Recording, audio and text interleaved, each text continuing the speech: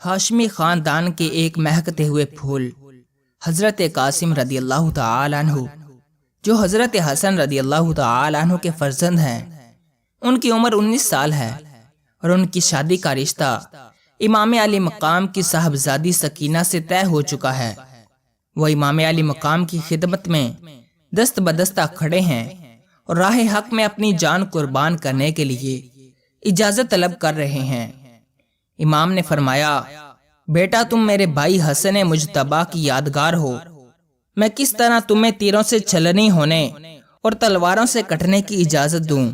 عرض کیا، چچا جان، مجھے دشمنوں سے لڑنے کی اجازت ضرور دیجیے اور مجھے اپنے اوپر قربان ہونے کی سعادت سے محروم نہ کیجیے۔ جب حضرت قاسم نے بہت اصرار کیا تو امام پاک نے روتے ہوئے انہیں اپنے سینے سے لگایا اور رخصت کر دیا۔ دشمن کے ایک سپاہی کا بیان ہے کہ جب آپ میدان جنگ میں آئے تو ایسا معلوم ہوا کہ جیسے چاند کا ایک ٹکڑا سامنے نمودار ہو گیا۔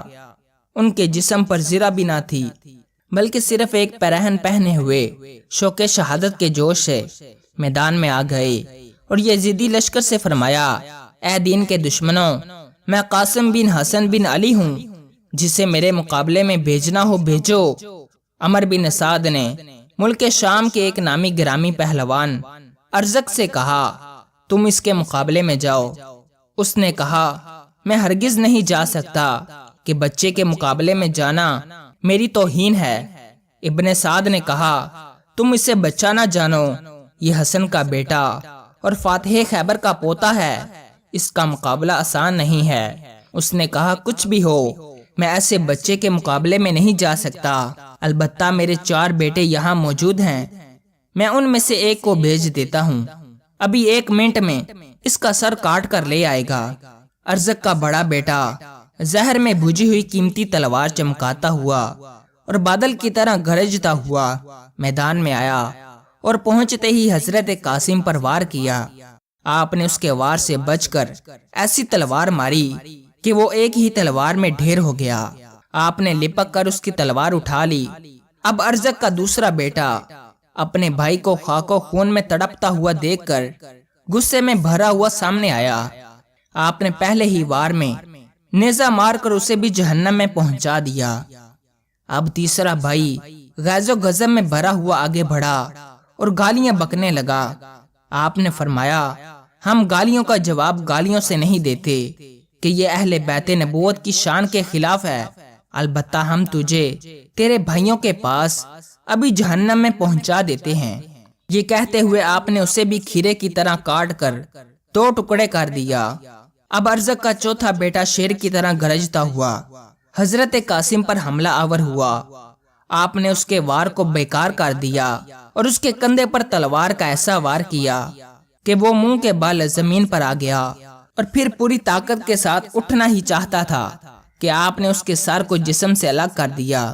جب ہاشمی بہادر نے چند منٹوں میں ارزق کے 4 بیٹوں کو موت کے گھاٹ اتار کر اس کے سارے غرور کو خاک میں ملا دیا تو وہ غصے سے کانپنے لگا، اور جن کے مقابلے میں آنا پہلے وہ اپنی توہین سمجھتا تھا، اب ان سے لڑنے کے لیے بے قرار ہو گیا۔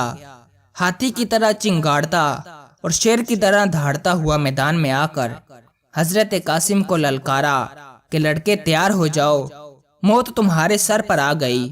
آپ نے فرمایا، ارزق ہوش کی دوا کر، تو اوروں کے لیے طاقت کا پہاڑ ہوگا۔ ابھی تو نے ہاشمی بہادروں کو نہیں دیکھا، ہماری رگوں میں شیر خدا کا خون ہے، تو ہمارے نزدیک مکھی اور مچھر سے زیادہ حیثیت نہیں رکھتا۔ ارزق یہ تانا سن کر اور بھی آگ بگولا ہو گیا اور حضرت قاسم پر نیزے سے حملہ کر دیا۔ آپ نے اس کے وار کو بیکار کر دیا، پھر آپ نے بھی نیزے سے وار کیا جو خالی گیا۔ اس طرح دونوں طرف سے کچھ دیر نیزہ بازی ہوئی۔ اس کے بعد ارزق نے تلوار کھینچی تو آپ نے بھی تلوار نکال لی۔ اس نے جب آپ کے ہاتھ میں اپنے بیٹے کی تلوار دیکھی تو کہا، یہ تلوار تو ہمارے لڑکے کی ہے، تمہارے پاس کہاں سے آ گئی؟ آپ نے ہنس کر فرمایا، تیرا بیٹا مجھے یادگار کے طور پر یہ تلوار اس لیے دے گیا ہے تاکہ میں تجھے اسی سے موت کے گھاٹ اتار کر تیرے بیٹوں کے پاس پہنچا دوں۔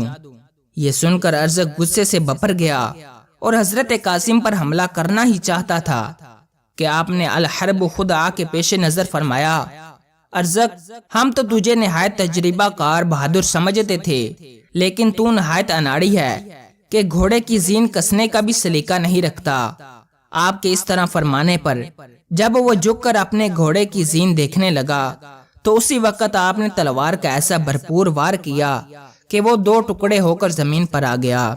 حضرت قاسم رضی اللہ تعالی عنہ ارزق کے گھوڑے پر سوار ہو گئے اور خیمے کی طرف آ کر حضرت امام کی خدمت میں عرض کیا، اے چچا جان، پیاس پیاس، چچا جان اگر ہمیں تھوڑا سا پانی پینے کو مل جائے تو ابھی ہم ان سب کو موت کے گھاٹ اتار دیں۔ امام علی مقام نے فرمایا، بیٹا تھوڑی دیر اور صبر کرو، ان قریب تم نانا جان صلی اللہ تعالی علیہ وسلم کے مبارک ہاتھوں سے جام کوثر پی کر سیراب ہو جاؤ گے، اس کے بعد تمہیں کبھی پیاس نہیں ستائے گی۔ حضرت قاسم پھر میدان کی طرف پلٹ پڑے۔ ابن سعد نے کہا، اس نوجوان نے ہمارے کئی نامی گرامی جوانوں کو قتل کر دیا ہے، لہٰذا اب اس کے مقابلے میں تنہا نہ جاؤ، اسے چاروں طرف سے گھیر کر قتل کر دو۔ دشمنوں نے آپ کو چاروں طرف سے گھیرے میں لے لیا اور گمسان کی لڑائی شروع ہو گئی۔ آپ کے جسم پر 27 زخم آئے۔ آخر میں شیس بن سعد نے آپ کے سینے پر ایسا نیزہ مارا کہ آپ گھوڑے سے گر پڑے اور پکارا، اے چچا جان میری خبر گیری فرمائیے۔ امام اپنے بھتیجے کی دردناک آواز سن کر دوڑ پڑے۔ دیکھا کہ جسم نازنین زخموں سے چور ہے۔ آپ نے ان کے سر کو گود میں لے لیا، چہرہ انور سے گرد و غبار صاف کرنے لگے۔ اتنے میں حضرت قاسم نے آنکھیں کھول دیں اور اپنا سر امام پاک کی گود میں پا کر مسکرائے، پھر آپ کی روح پرواز کر گئی۔ اللہ تعالیٰ کی ان پر رحمت ہو اور ان کے صدقے ہماری بے حساب مغفرت ہو، آمین بجاہ نبی الامین صلی اللہ تعالی علیہ وسلم۔